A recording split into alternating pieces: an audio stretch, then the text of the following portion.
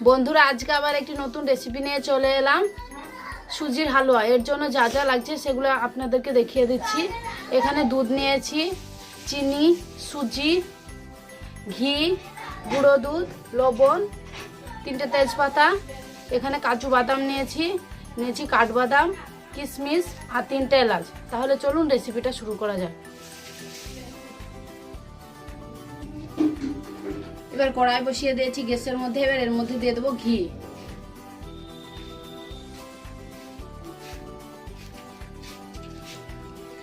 এবার ঘি গরম হলেই দিয়ে দেবো বাদাম, কিশমিশ, কাজু। গরম হয়ে গেছে, এবার এগুলোকে ভেজে নেব।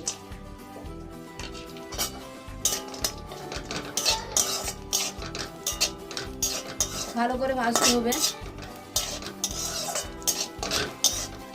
দেখুন বন্ধুরা, বাদাম ভাজা হয়ে গেছে। এবার এগুলোকে তুলে নেব। এবার কড়াইয়ের মধ্যে দিয়ে দেবো ঘি। ঘি গরম হলে দিয়ে দেবো সুজি। ঘি গরম হয়ে গেছে, এবার দিয়ে দিচ্ছি সুজি। ভালো করে নেড়ে নিতে হবে। সুজিগুলো ভালো করে ভেজে নিতে হবে।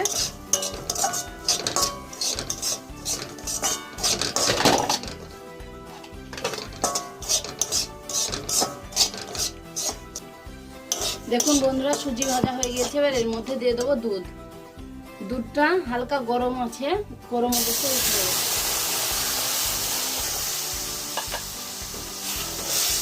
সুজিগুলোকে ভালো করে দুধের সঙ্গে মিশিয়ে নেব। সুজিগুলোকে ভালো করে দুধের সঙ্গে মিশিয়ে নেব। এবার এর মধ্যে দিয়ে দিচ্ছি 2টো তেজপাতা আর 3টে এলাচ। দেখুন বন্ধুরা, সুজিটা কি সুন্দর হতে লেগেছে, গাঢ় হতে লেগেছে।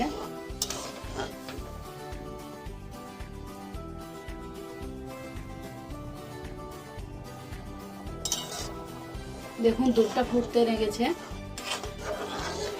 একটু ভালো করে জাল করে নিতে হবে, নাড়তে হবে অনবরত, যাতে তলে না লেগে যায়।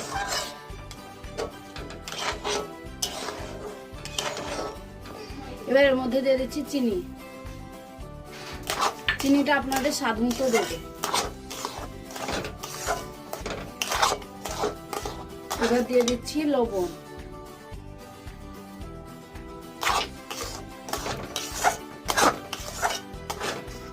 এবার দিয়ে দেব ভেজে রাখা কাজু, কিশমিশ, বাদাম।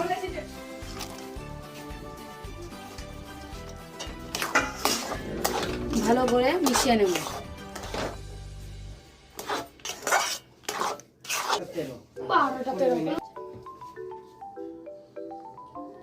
এবার এর মধ্যে দিয়ে দিচ্ছি গুঁড়ো দুধ।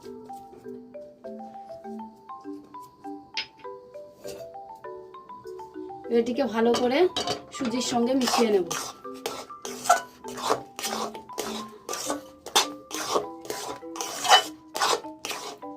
গুঁড়ো দুধটা দিলে সুজির যে হালুয়াটা হয় টেস্টটা ভালো হয়।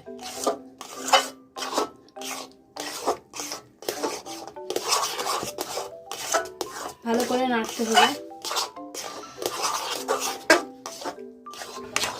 দেখুন বন্ধুরা, আমাদের সুজির হালুয়াটা তৈরি হয়ে গেছে। এবার এটা নামিয়ে নেব।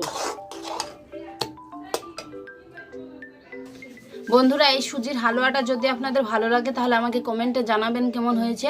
আর আমার ভিডিওটিকে লাইক করবেন, আর অবশ্যই আমার চ্যানেলটিকে সাবস্ক্রাইব করবেন পরবর্তী ভিডিও দেখার জন্য। আজকের মতো এখানেই শেষ করছি। ধন্যবাদ।